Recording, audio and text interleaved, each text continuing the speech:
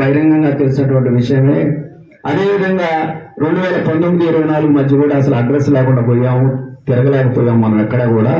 మరి ఎలా మనం ఓట్లు సంపాదించుకోవాలి అని అంటే ఒక్కొక్క ఓటు 25,000 30,000 రూపాయలైనా కూడా పెట్టి కొనాలని వాళ్ళు చూస్తా ఉన్నారు. వారికి జాగ్రత్తగా చూసుకోవాలి అంటే నేనన్నా అంత పెట్టర్లేనా వాళ్ళు అని అంటే లేదయ్యా, మన పెమ్మసాని అని ఆయన అమెరికా నుంచి వచ్చాయంట, ఆయన పెడతాడంటయ్యా అని చెప్పాడు. నేను అన్నా ఎంతమంది పెమ్మసానులు వచ్చినా ఎంతమంది మంత్రసానులు వచ్చినా ఇలా పనిచేయాలే, ఆయన కూడా ఇంటికి పోయేటటువంటి రోజులు దగ్గరకు వచ్చినాయి అని చెప్పి నేను మీకు చెబుతా ఉన్నా. రేపొద్దున వాళ్ళకు ఉన్నటువంటి ధైర్యం, వాళ్ళకు ఉన్నటువంటి బలం ఏంటయ్యా అంటే ఓటుకు 25,000 30,000 తీసుకొని వస్తారు. ఎందుకంటే వాళ్ళకి తెలుసు ఈ దుగ్గిరాల మండలం, రాజశేఖర రెడ్డి గారి మండలం, ఈ దుగ్గిరాల మండలం, జగనన్న మండలం ఎంత చేసినా కూడా వైఎస్ఆర్ కాంగ్రెస్ పార్టీకే వీళ్ళందరూ ఉంటారు. కాబట్టి వీళ్ళ ఓట్లు డబ్బులతోటే కొనగలుగుతాం అనేది వాళ్ళకి తెలుసు. కాబట్టి ఆ పెంబసాన్లు మంత్రసాన్లు ఇచ్చేటటువంటి డబ్బులు తీసుకొని మీ ఇళ్లకు వస్తారు. తీసుకోండి, ఖచ్చితంగా ఆ డబ్బులు తీసుకోండి. ఎందుకు తీసుకోవాలి అని అంటే అయ్యా కొడుకులేని కష్టపడి సంపాదించినటువంటి సొమ్ము కాదు అది. ఈ పెమ్మసాన్లు, మంత్రసాన్లు లేదా ఈ దుగ్గిరాల మండలంలో ఉన్నటువంటి ఒక 10% పెత్తందారుల దగ్గర నుంచి వాళ్ళని బాధి వాళ్ళ దగ్గర వసూలు చేసినటువంటి డబ్బులు. కాబట్టి పేదలు ఎక్కువగా ఉన్నటువంటి మీరందరూ కూడా అన్యాయంగా అక్రమంగా రాజకీయాల్లో డబ్బు సంపాదించినటువంటి లోకేష్, చంద్రబాబు దగ్గర డబ్బులు ఊరు చేసేయమని చెప్పి నేను మిమ్మల్ని కోరుకుంటా ఉన్నా. రెండవది, అతను చెప్పింది అయ్యా వాళ్ళు రెండో మాట కూడా అనుకుంటా ఉన్నారయ్యా అంటే ఏందన్నా అని అడిగా. నేను అడిగితే అయ్యా ఇంట్లో టీవీలు, ఫ్రిడ్జ్లు, గాజు సామాన్లు, ప్లేట్లు, మొత్తం గాజు అన్ని సర్దేయమని అడుగుతున్నారయ్యా, హైదరాబాద్ పంపించేద్దామని చెప్పి అనుకుంటున్నారు అని అంటే ఎందుకన్నా ఎన్ని సామాన్లు ఏం చేసింది ఇంట్లో అంటే అయ్యా నీ మీద ఓడిపోయినప్పుడే టీవీ బగలు కొట్టాడు, రేపు మళ్ళీ ఓడిపోతాడు లావణ్య గారి మీద, ఇంట్లో గ్యాస్ సామాన్లు కూడా ఆయన బతకలేడు, అందుకని చంద్రబాబు నాయుడు గారి భార్య చెబుతా ఉంది ఏమంటే సర్దేద్దామండి సామాన్లు, ఎందుకు ఇవన్నా మిగులుతాయి మనకని చెప్పి చెబుతా ఉంది అని చెప్పి చెప్తారు ఆయన.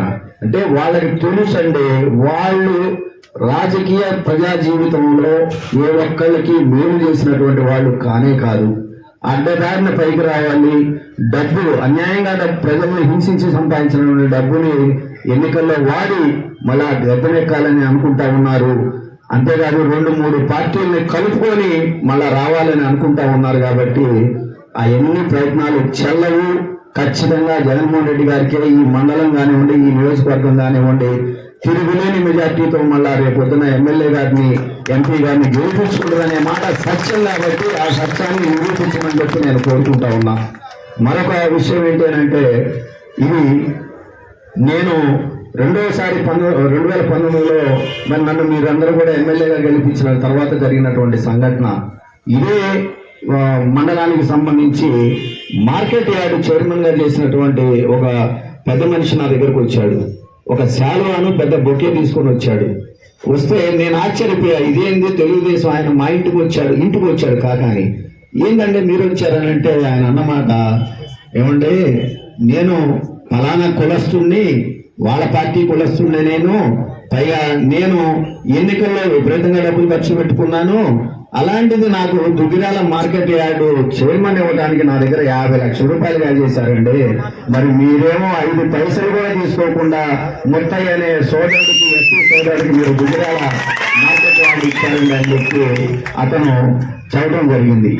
అంటే ఇక్కడ నేను మీకు చెప్పొచ్చేది ఏంటి అని అంటే 2014లో మీరు నన్ను గెలిపించినా మనం అధికారంలో లేకపోవడం వల్ల నామినేటెడ్ పదవులు ఏమి ఇవ్వలేకపోయినా 2019-24 మధ్య మీరు మళ్ళా నన్ను గెలిపించి జగనన్నను ముఖ్యమంత్రిగా చేసుకున్న తర్వాత వచ్చినటువంటి పదవులన్నీ కూడా ఎక్కడా కూడా పైసా అవినీతి లేకుండా, ఎక్కడా కూడా ఒక చిన్న పొరపాటు లేకుండా సమాజంలో ఉన్నటువంటి చిన్న కులాలు, ఉదాహరణ చెబుతానండి, మాస్టిన్ అనే కమ్యూనిటీ ఉంది అని తెలియని వాళ్ళు లక్షల సంఖ్యలో ఉండుంటారు, కోట్ల సంఖ్యలో ఉండుంటారు ఈ సమాజంలో.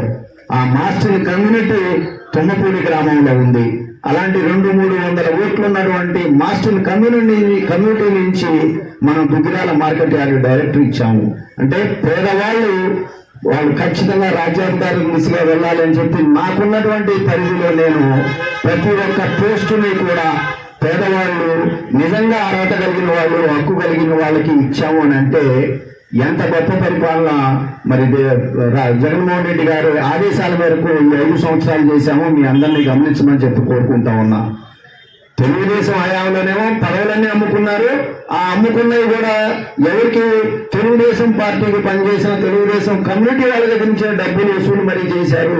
మరి మనమేమో పేదలు, ఎస్సీ ఎస్టీ బీసీ మైనార్టీలకి జగన్మోహన్ రెడ్డి గారి ఆదేశాల మేరకు ఎలా పరిపాలన చేయాలో ఆ విధంగా పైసా అవినీతి లేకుండా మనం చేశాము అని అంటే నిజంగా వైఎస్ఆర్ కాంగ్రెస్ పార్టీకి ఎంత గొప్పగా మనం న్యాయం చేశాము. ఆ న్యాయానికి అండగా నిలబడింది మీరే అని చెప్పేసి నేను తెలియజేసుకుంటా ఉన్నా. మళ్ళా రేపు ఖచ్చితంగా రాబోయే రోజుల్లో కూడా రాసి పెట్టుకోండి. ఇది నేను గ్యారంటీగా నమ్ముతున్నాను. ఇది జరిగి తీరుద్ది. లోకేష్ అనే అబ్బాయికి విజయరేఖ లేనే లేదు. అతనికి అంటే కొన్ని పుటకలు అంతే, అవి గెలవలేవన్నమాట. ఇక ఆ బర్రె ఎప్పుడు పాలు ఇయ్యదు, అది ఉట్టిపోయిన బర్రె అనమాట. కాబట్టి మీరందరూ కూడా వాళ్ళు ఎన్ని డబ్బులు తీసుకొచ్చినా ఎంతగా కుట్రలు కుతంత్రాలు పడినా కూడా మీరు చేయాల్సింది మీరందరూ కూడా కష్టపడి పనిచేసి జగనన్నకు అండగా ఉండాలి. ఎందుకు అండగా ఉండాలి?